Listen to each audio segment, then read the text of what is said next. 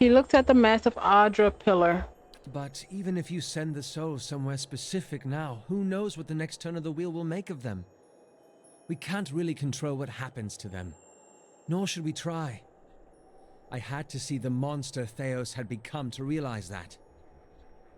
He looks back at the pillar. Maybe so. It's your decision, of course. And whatever you decide, I'm glad our paths crossed in Gilded Vale. Oh, that was shorter than I ready. thought. So much for Theos, then. The membranes of Pelagina's golden eyes sweep out and retract as she gazes into the great machine. Now you have a chance to set things right, back to the proper order of things.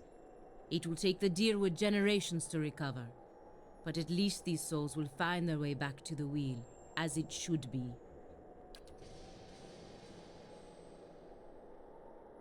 I'm ready.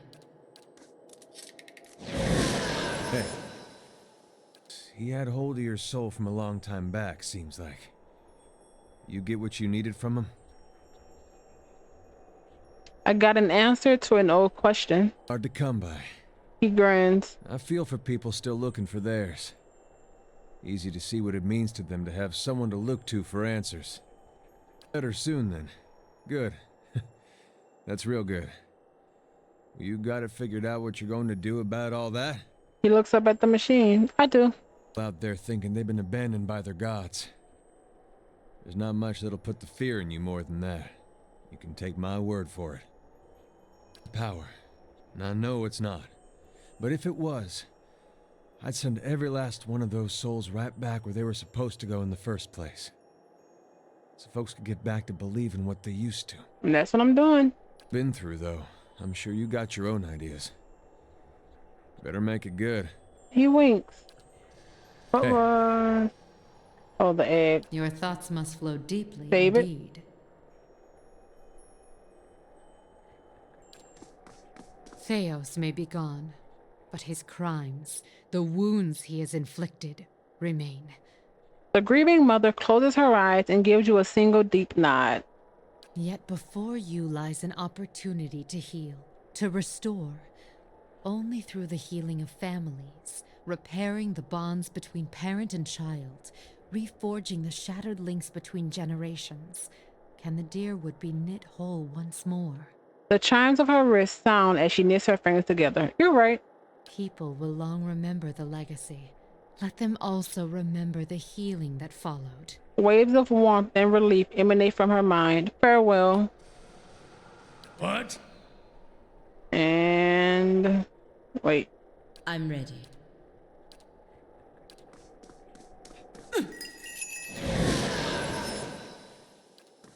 Ah, the end of the road greets us at last.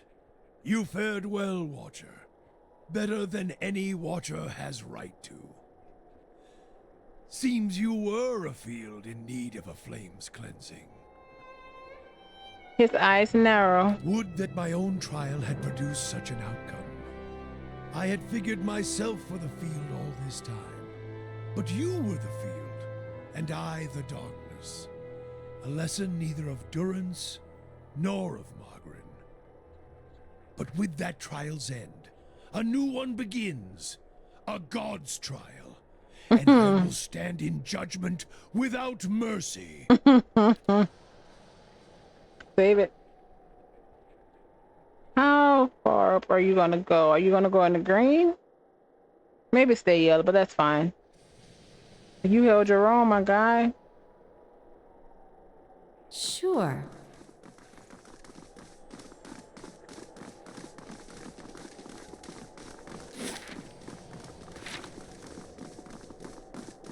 I could have just went straight to him.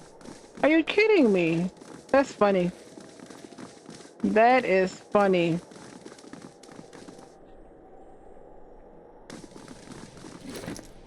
Let's see. No. Actually, I didn't use that. Oh, wait. I really didn't use that much. How much money do I have? 55K.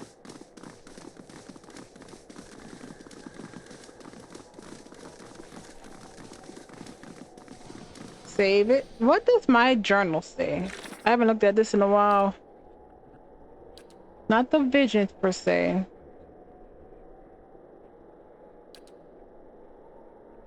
Wait, what?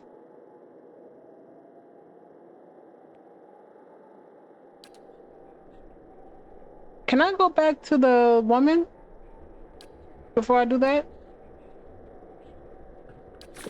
That's actually what I want to do.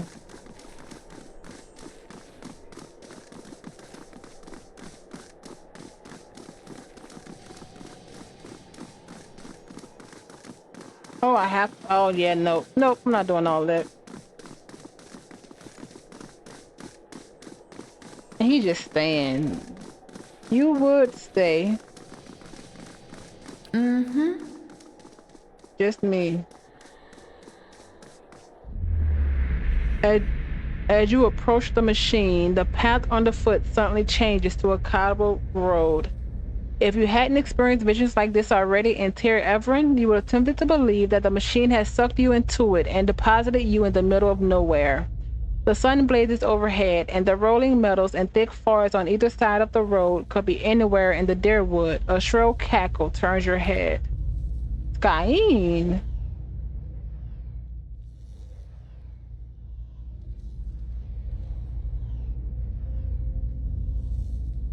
Defiance. Standing next to you is a malnourished man clad in a threadbare loincloth and manacles. His entire body is striped with striped with lash marks, and there are scarred pits where his nose and ears should be. He stinks of stale sweat and unwashed filth. You notice someone wandering down the road, but the figure's back is to you. The scarred slave has your attention for now. You know something of quiet servitude, Watcher. Groveling and simpering before the gods whose aid you need, so that when they finally raise you to a place of power, you can seize what you desire. His black eyes glitter. You have labored at the pleasure of others. That shriveled hag in Hadrat House, those pompous deer wooden zealots, the wretched tribesmen playing out their fantasies of grandeur. And then you cowered and knelt before the gods themselves, begging one paltry favor and receiving riddles and visions in response.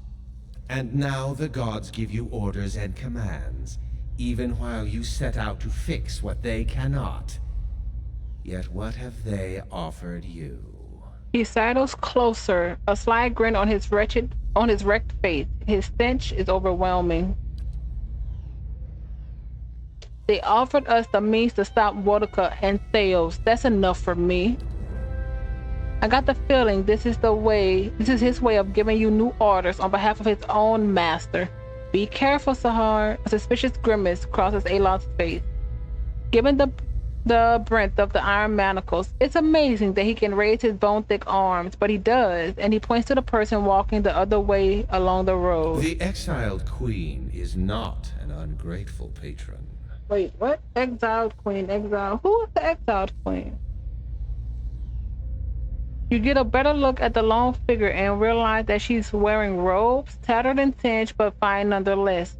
On her head is the silhouette of a broken crown. She continues walking, her pace slow but determined. Finish the work Theos began. Strengthen Wodaka with these souls and allow her to become the most powerful of all the gods, with you as her favored.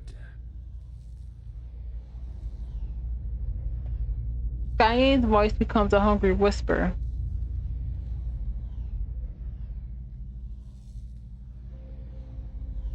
Wait, so this is the exile queen? Wait, you want me to help Wodaka?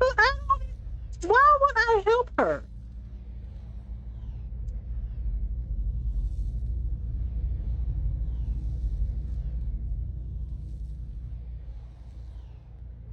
I've been working against Wodaka this whole time. Why would she thank me now after I've defeated her most loyal servant?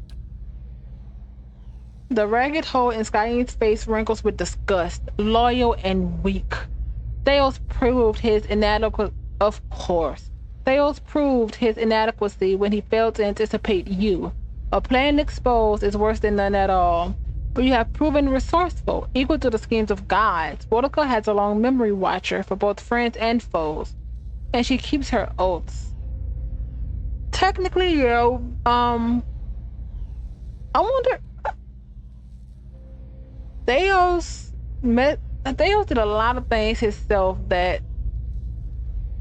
he could have prevented this. If one, he killed us at the very beginning when we were awakened. Two, if he would have killed Lady Webb, I don't think most of this would have happened. Lady Webb helped figure a lot of stuff out. He should have killed her when she first affected, like he was supposed to.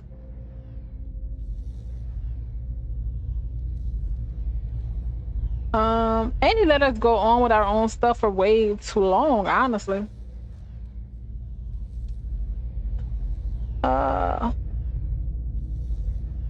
What was the favorite thing? No, I don't care about the favorite. Helping Boudica would mean that the secrets of the gods stay hidden. He rubbed his hands together, his black eyes gleaming, safely hidden, yes, from the violent overlords who would cease to fear punishment in the next life. From the heavy-handed masters who would answer to no one, the world needs some schemes, or the souls of Kith so pure that you will snap the tenuous threads that bind society. Aloth snarls, and Theos makes a better overlord. This one is the god of slaves. What would he have left if the world were unchained from his mistress here? What do you mean by her favorite? The recipient of Boudica's blessing. She has always had a place for mortals of particular merit. If you help her now, she will become the most favored of all the gods, and you will be the one who made her so. Think of the lifetimes of rewards you would reap. Pelagina steps towards Skyim. Equal parts madness and idiocy. Why would we form an alliance with one who has opposed us at every turn? Skyim turns his flinty eyes on Pelagina. So says your companion who's been abandoned by her own country. Wait, has she? Do you really trust her to make alliances for you? I'm confused. Why does everyone say Pelagina deflected?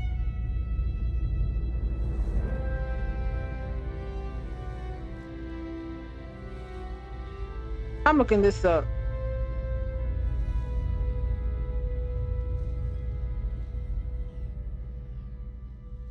She did what she was supposed to say. What she was supposed to do.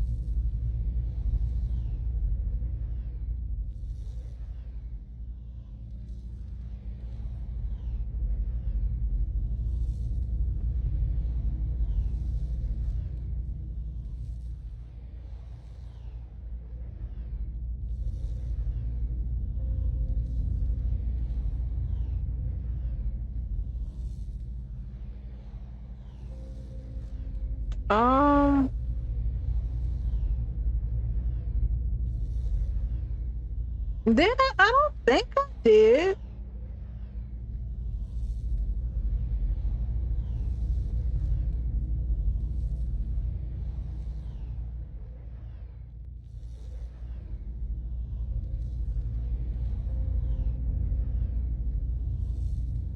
Oh, that's not it.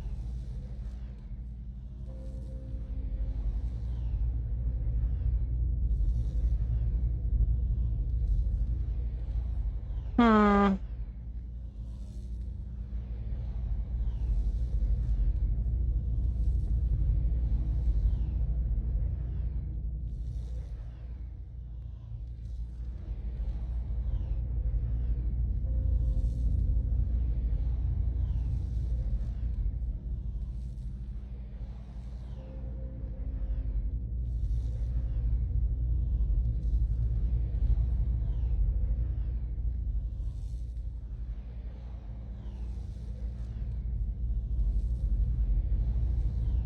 Yeah, we followed orders. That's why I'm confused. We literally followed orders. Skyen takes a bundle at his feet and helps the bundle onto his back. I've explained the alternative watcher. Continue as a pawn of the gods or a partner of one. At the other end of the road, the figure stops. She turns her head just enough to look over her shoulder. Her face is mostly hidden, but one merciless eye peers at you from a check of ripple scorched flesh. I won't help you. You say that now, but when you're standing in front of the machine, considering the lifetimes and the powers that await you, we'll see what you do. He laughs. He continues down the road, and when the sun suddenly drops below the horizon, it plunges you into momentary darkness. You come to your senses in front of the machine. All these evil we've seen, all the way back to the Saints' War, that was all Wodaka. Imagine if she was stronger on top. Imagine if she was stronger on top of it all. Save it. All right. Legit. Journal quest.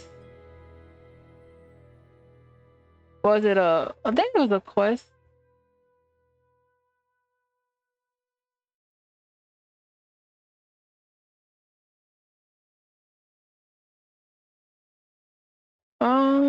Tools, half, legacy, flee.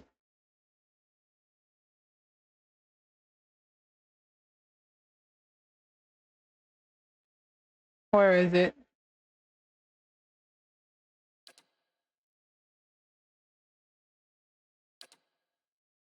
Oh, it must be a task. Bounty, wiles, bargain, missive. Uh,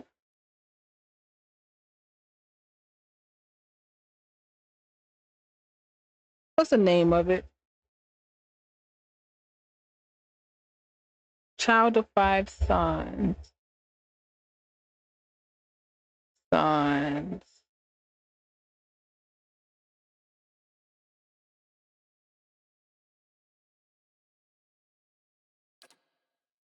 She followed her orders from the dukes in the Valiant Republic and brokered her trade agreement they insisted upon. However, stealing the Confantin trade away from the Deerwood will lead to yeah. She followed orders. That's annoying.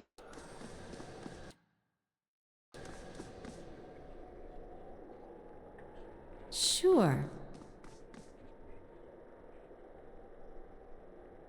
With your companions bearing witness, you step up to the place where Theos once stood before his people long ago.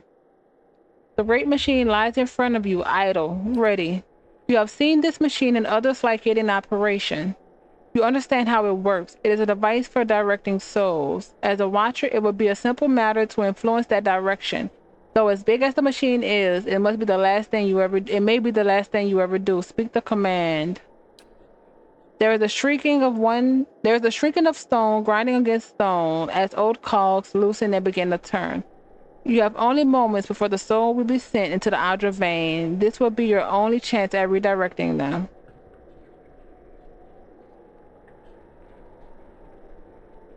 Nope. I feel like this would be really good though. Return the souls to the bodies they were intended for. You close your eyes and expand your perception outward, taking the immense totality of the tens of thousands of souls orbiting the chamber. Your grasp on the soul is tenuous. You find yourself fighting to keep them all within your influence, and you can feel them slipping away from you as the machine gains speed. A brief moment, completed the game. A brief moment comes when it feels as though you hold all of them at once, and their force is so great it feels as though they will tear you apart. In that moment, you dedicate your entire being to bending their orbit, channeling their flow in a new direction. Are we about to die? At your command, the ancient device became your instrument, spinning to life with deafening resonance and gathering up the swirling essence like thread on a great spindle. There, in the pale, pulsing glow of the machine that set you on this path long ago, you summoned all your strength, focusing on your objective and blocking out all else.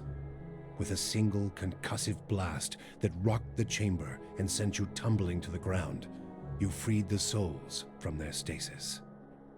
Exhausted, your consciousness slipping away, your last sight was of the machine, dark and dormant. Then your eyes closed, and sleep welcomed you at long last. After coming to and searching for some time, you discovered the route Theos used to enter Sun in Shadow, and embarked on a long and arduous ascent back to the surface. You emerged in Ter Evron after days of tunneling through the rubble Theos had left behind, and when you stepped into the daylight, you were faced with a different Deerwood than the one you had left. At your direction, the souls diverted by Theos were guided back to the vessels originally meant for them. For the first time, parents of hollow-born children woke to the cries of their infants and looked into their eyes to see them staring back. People fell to their knees where they stood, thanking Helia or Mogren, or even Aethys for their forgiveness of whatever guilt they felt they bore. But for all the relief that had come to some parents, others only found new grief. For many thousands of Hollowborn had died during Wideone's legacy, many by their parents' own hands. Oh, that's true. For those children, there would be no homecoming. Yet the last Hollow birth was in the past now, and those parents willing to risk trying for a new child were frequently rewarded, often with twins. Many felt they saw Helia's hand in it, and the year would be remembered as the year of Helia's splendor. Oh, I don't like that. Lord Radric's zeal had brought him back to life once, but it would not do so again. Radric's destruction at your hands spelled the end of his suffocating rule over Gilded Vale and the surrounding area. In his absence, the village prospered, becoming a popular destination for new settlers anxious to leave Defiance Bay after the riots. Without a nearby ruler, it also grew more wild, with many settlers moving on as soon as they'd arrived, turned off by lawlessness that was excessive even by Deerwooden standards. Fair. Nevertheless, despite the challenges of living there, Gilded Vale had survived, and would continue to survive for the foreseeable future. Following the assassinations of Duke Avar Wolfgren and Lady Webb, Defiance Bay was thrown into political upheaval. In the ensuing weeks, the streets had become the domain of looters and blackguards. Few dared to step outside their own doors alone or unarmed. But once the dozens had regrouped in the wake of the riots, they quickly put an end to the criminal activity. They patrolled the streets in droves and administered their brand of law on any perceived offenders. This was not the erratic justice of the mob, however. The dozens had taken to heart the strengths of their adversaries, the Knights of the Crucible, and emerged as a far more organized, disciplined force.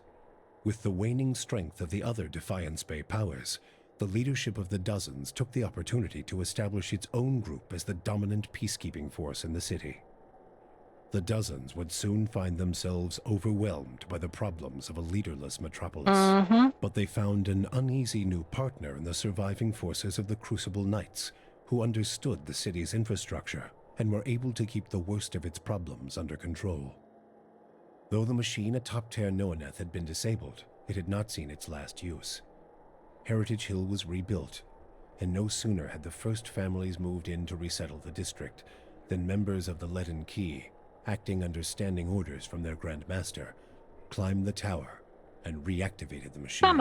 I should have destroyed the it. Slew a handful of the new settlers under cover of night and watched as history repeated itself, the victims reanimating and devouring the survivors. After this second incident, the district would remain abandoned. The Duke's assassination at the apparent hands of an animancer had caused catastrophic rioting in the streets of Defiance Bay. But those who had escaped the melee in the palace hearings remembered the testimonies of the strange guest who had shown up that day and absolved animancy, implicating the Leaden Key instead. The rumor spread quickly, and soon the popular belief was that the assassin had been a Leaden Key spy. Let's go. When the legacy had lifted, people came to see it not as a sign that the riots had been according to the gods' wishes, as Theos had hoped, but as a confirmation that animancy had never been the source of the problem in the first place. Let's go. Deerwoodens instead convinced themselves that the riots had somehow purged Defiance Bay of Leaden Key spies, and that the end of Wideone's legacy was their well-deserved reward. The rage against animancers was quickly forgotten, and those who had survived were permitted to return to Brackenberry Sanitarium and rebuild it so they might resume their studies. Abidun's renewal brought new vigor and purpose to a god long known for quiet, steady labor. Handicraft saw a revival in the Deerwood, and no smith wanted for an apprentice. Additionally, Abidun's restored interest in preservation led to redoubled efforts to survey Engwithan ruins. Animancers and craftsmen alike found much to study, but tensions with Air Glanfath rose. Understandable. As for Stalwart, the Battle of Caron's Scar only strengthened their resolve to unlock the mysteries of Durgan steel and build new marvels with the White Forge. However, Stalwart's ambitions brought them into further conflict with the Raid Serens, as more and more impoverished communities gathered at the border and vowed to finish the work of the Iron Flail. Come on. It would be many generations before the region saw peace. The Flames That Whisper clan found a cautious peace with Stalwart, particularly once the villagers heard of the aid the ogres had offered against the Eyeless. The clan moved back into the Russet Wood, and as Stalwart grew in prestige, the villagers formed a tighter alliance with their ogre neighbors. Within a generation, ogre traders visited Stalwart, and village hunters were welcome in the Russet Wood. Oh, we did good there. Arnka's death had brought the Devil of Carrick little satisfaction. In time, her taste for vengeance When soured. did he die? What replaced it was a hunger to feel something, anything, new. Summer had thinned the snowpack twice over when she felt the joint at her elbow first begin to stiffen. She turned her back on the hopes of animancy and civilization and walked east. She pushed through the mountains, past Raid Ceres, and into the broad plains of Ishamiddle. She had forgotten what it was like to simply journey, no goal or destination in mind. Though she felt nothing more than the steady thump of her feet on the road, the endless horizons and grassy meadows were new to her. She measured her time in the gradual rusting of her body and was satisfied. No. Her movements slowed, but so did the world around her. Waist-high grasses undulated and tacked in the wind, as gradual as the tides. Sparrows and blackjays made steady pilgrimages across the sky, each flap of their wings a solemn salute. She could hardly move when she found something she had never seen before, the ocean. With the last of her strength, she pulled herself beneath the water, content at last to feel the movement of currents and the constant caress of the waves. No. Zawa came to believe that the Dakan had survived through him. He returned to Ishamiddle, where he united a number of small, vulnerable tribes under the beliefs of his people. He That's a called better them picture. Takanakin, kin of Takan, and under his tutelage, they became strong enough to resist would-be conquerors. Okay. Zawa taught his secrets not to one chosen person, but to all, that the line of knowledge might never be broken. Once Maneha had made peace with her memory, she decided the time had come to face her more recent past. For the first time in decades, she returned home to Rawatai, and she found that it had changed as much as she had. New districts had sprung up along the coast, while others withered into crumbling husks, and the streets had changed their course as surely as rivers. Her parents wept with joy at her return. They still ran the old spice shop, and in its many aromas and flavors, she found memories of the places she'd traveled and the people she'd known. She told her story, bottle by bottle, and began to build a life on the soil she knew best. The fortress of Cadnua emerged as a bastion of security in the midst of an untamed land, becoming the envy of every thane and earl in Deerwood. Legend grew over time of its impregnability, and stories of formidable invaders easily scattered by the keep's defenses became popular around the hearths of Deerwoodinians. Likewise, it also became a beacon to travelers, merchants, and visiting dignitaries alike. Reputed as the finest fortress in all Deerwood, people would journey from near and distant lands alike to experience its fabled hospitality and Oh, we don't need grandeur. all those gifts. After the death of the master below, a strange quiet fell over the endless paths of Odd-Nua. The attacks on the fortress above ceased, Odd-Nua's silent titan the closest remaining thing to a master in its musty, forgotten passages. Pallegina had followed her orders from the Duke's bells, helping establish an exclusive Thank trade you. arrangement between the Valian republics and the tribes of Glonfath. With the Deerwood's people still weakened by Widewind's legacy, the Valian republics easily pushed their would-be competitors out of the market. The Deerwoods suffered as terribly from the lost trade as the republics benefited from it. Pallegina was honored for her service by being assigned as the personal guard of the Duchess of Spirento. Despite her success, she regretted the choices she had made along the way. No. Haravius took his leave of the party and, after his first bath in years, returned to his nomadic lifestyle. With his homesickness expunged, he found renewed joy and tranquility in his wandering survey of the wilderness. For the first time in his life, he ventured beyond sight of the mountains of Glonfath. During his travels, he penned numerous journals and sketches detailing his travels through frozen tundra, searing desert, and tropical forests. Wherever he went, Haravius left behind stories of the Autumn Druid, a temperamental, one-eyed wise man of the forest, known to bring food to lost travelers and unusual advice to anyone willing to ask him a question. Adair chose not to return home to Gilded Vale. Expected that. Through a number of quiet inquiries, he soon found his way into the underground organization of Aethasians known as the Night Market. Interesting. Ironically, in learning that the gods had been fabricated, Adair found his faith in Aethus renewed, and that his god was neither alive nor truly a god had become irrelevant. He rose quickly through the ranks of the Night Market for his optimism and for his bold leadership, his ultimate goal to make the Deerwood a place that would welcome followers of the Shining God once again. When the dust settled in Sun and Shadow, Aloth looked upon the remains of Theos Ixarchanon, his former master. He saw where the Grand Master had gone wrong and what would be required to undo the harm Theos had wrought. With a flick of his wrist, he burned Theos's robe, headdress, and every other symbol of the man's power. Never again, he vowed, should Kith live in fear and blind obedience to an authority they did not understand. Armed with the knowledge and courage he had gained on his journeys with the Watcher, he set out on the long and lonely task of dismantling the Leaden Key. Oh. With the Watcher's goals accomplished and his own vows fulfilled, But you didn't find your Kanaru thing. sailed back toward Rawatai, thinking on the lessons his travels had provided him. By the time he landed at Tekoa, he understood what his path must be. Standing before the Lore College, Kanarua explained that the tablet he sought had been destroyed, and so a true interpretation of the Tonvi Oratoa could no longer exist. The people of Rawatai would have to create their own.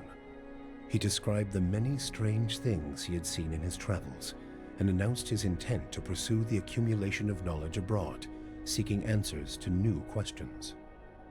True to his word, Kana soon set sail on yet another expedition, and in Tekoa, his passionate accounts inspired many to follow in his footsteps. With Theos defeated and the souls released from Sun and Shadow, healthy children were born once again in the Deerwood. The grieving mother sought a place where she might do penance for the birthing bell. She returned to Deerford, where, to the astonishment of the villagers, she delivered the first healthy child in over a decade. She remained there, and with each new birth, she saw a measure of hope restored to the Deerwood, and a measure of grace for her own troubled past. Okay. Durrance used Magrin's strength only until Theos had been cast from the world, and then swore off her influence entirely. Regret came to weigh heavily on his mind, and a man who had never previously lacked for words or opinions came to embrace silence and contemplation. Oh, He crap. continued to wander, penniless and destitute, searching now not for the reason for his goddess's silence, but for a mechanism for revenge. Come on, my The guy. charred robes he continued to wear as a reminder that he had been burned by his goddess, and not just by the flames of the Godhammer. After 5 years of searching for Persak, Sagani's 4-month journey home felt longer still. The Deerwood, Glonfath, the Valian republics, Peace, became she went places on the home. map, endless expanses of green between her and Nasitok. Her homecoming was celebrated by all of Masuk. She did. Yet it was the reunion with Kalu and their children that truly brought her joy. She relinquished her role in the long hunts, and ever after, she and Itumak spent their days working in the village and their nights at her hearth. She watched her own children and their children grow and thrive. When she finally passed, she lay surrounded by the affection and tears of 5 generations. Wow. For you, the death of Theos brought an end to your waking visions and a silence to the whispers of the past. In their absence, you were able to sleep. The questions of a distant lifetime ceased to trouble your soul. All that remained was what to make of the answer. But at the moment, there was little to be done, and the matter would have to wait.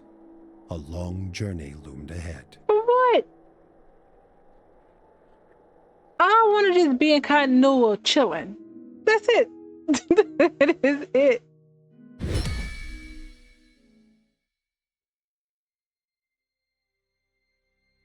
What is this? This better just be ending slides.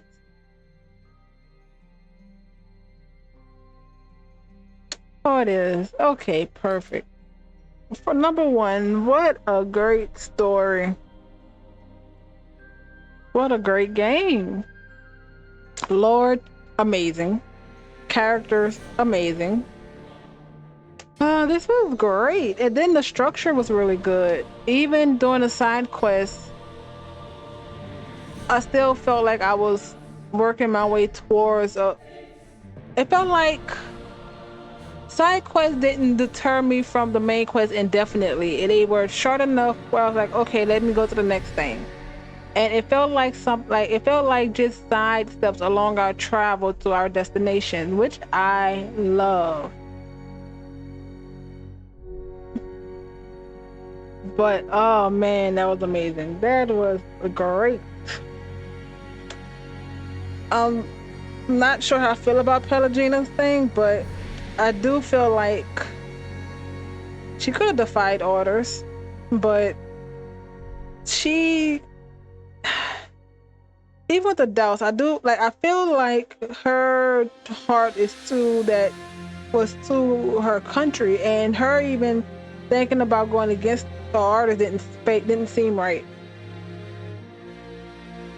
Even though she regrets it now, I do feel like sometimes people regret what they've done, even if they feel like it's the right decision. You can still have some regret in that. Either way, oh, that was amazing. That was amazing. Great. The only thing is the gods not being real came out of nowhere.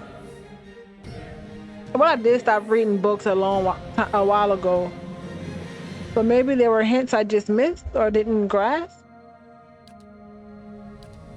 How fast? Oh.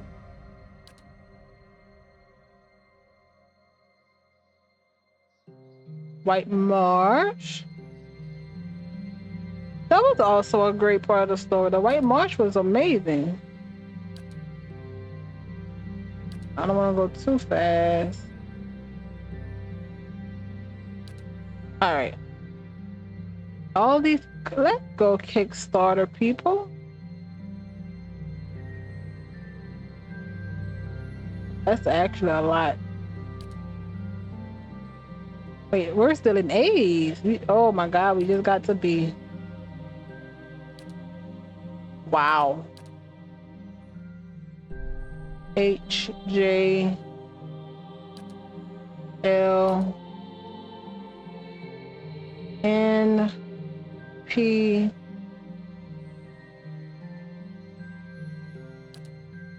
all right. Oh. That. Oh. That was freaking great. Oh. What does it say? Oh, no. That is not what I wanted to do.